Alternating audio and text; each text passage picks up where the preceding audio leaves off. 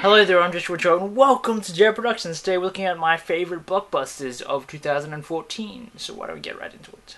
Let's get to it. So these are solely blockbusters. I'm not going straight action films, otherwise there might be some other movies in the mix, but this is just straight out blockbuster. So these are the big budget Hollywood films.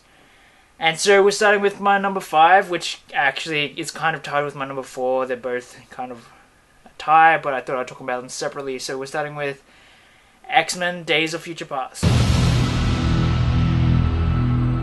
What you get in this film is kind of almost the best of both worlds, because you get like the old X-Men actors with the new ones, and the fact that James McAvoy and Michael Fassbender make like the best pair of actors in the series is just like a whole lot of fun. The film is really well written, though there are some logical holes in it, but there is a whole lot of fan service. I mean, a whole lot of fan service. And I just enjoyed this film as a massive X-Men fan, because X-Men were my comics, and because of that, I really enjoyed this film. It's wonderfully made, the set pieces are awesome, the fact that Quicksilver actually was fantastic, the cinematography is great, the music's good. It just really all comes together, especially if you're an X-Men fan, and it made it one of the better films of the year. It's actually like, I preferred this movie over the Marvel movies that came out, believe it or not. And I just had a whole lot of fun, and one of the reasons I enjoyed this was because of the pacing. Like, the pacing is a bit off with Guardians of the Galaxy, but with this film I just was with it from beginning to end, and it was just like a non-stop kind of like roller coaster ride, and that's what blockbusters are supposed to be. Entertaining, humorous, but the actors are still able to bring emotion and meaning to it as well, and it's just a fantastic cast, great film, really enjoyable one as well. So 4 stars from me. You're afraid. I remember. Now my 4th favorite blockbuster 2014 is Edge of Tomorrow. It's gonna be dark in a Now this film is tied with Days of Future Past. Like if you look at my flick chart, they're just like one after the other. But I put this one ahead more because of like how bad everybody thought it was going to be going into it, and the fact that it's one of the more critically acclaimed movies of the year. And that even though it is based on Japanese source material, it just feels like an incredibly original film. And I just think it's really well done with a great script. It just knew when to go ahead in time, how many times to skip repeating the same day. And the fact that you actually do sympathize with Tom Cruise's character, Emily Blunt's absolutely great in this film, and that it also like it feels like a video game. And that's kind of like a nice nod to gamers as well. And also the fact that it is one of the most underrated blockbusters of the year, because it really didn't make that much money, and it should have, because it was so entertaining. There's a lot of humor, but there's also a lot of emotion in the film, and there's a lot at stake in it, and it really makes you feel that even when it is being funny. And the fact that it's just a really entertaining thriller ride with fantastic action and really good writing, and the fact that it was also shot on film, and the fact that it actually turned out really good despite everybody's cynicism. I just thought it was absolutely great. So I give Edge of Tomorrow 4 stars. And curl up by the fire and open a bottle of wine. We should just reset. Whoa. My 3rd favorite blockbuster of 2014 is actually going to be quite controversial. So we're going to go with Noah. Now Noah actually has been one of the more polarizing films of 2014, even though it is mostly well received by critics. And one of the reasons why I really like it is because it isn't entirely a blockbuster. The Christian community has kind of been against this film, but I myself as a Christian, I thought it was really good.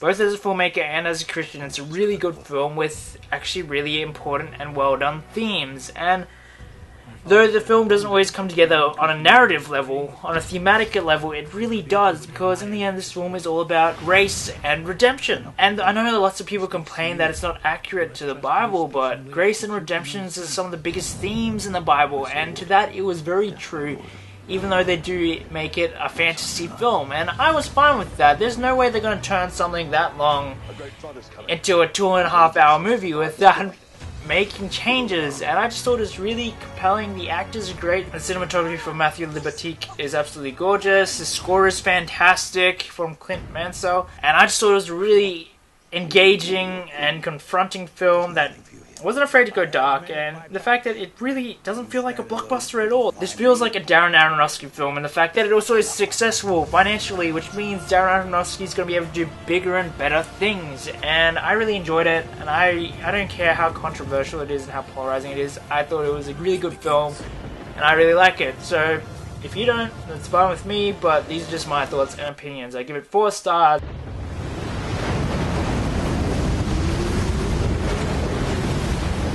My second favorite blockbuster of 2014 is Dawn of the Planet of the Apes.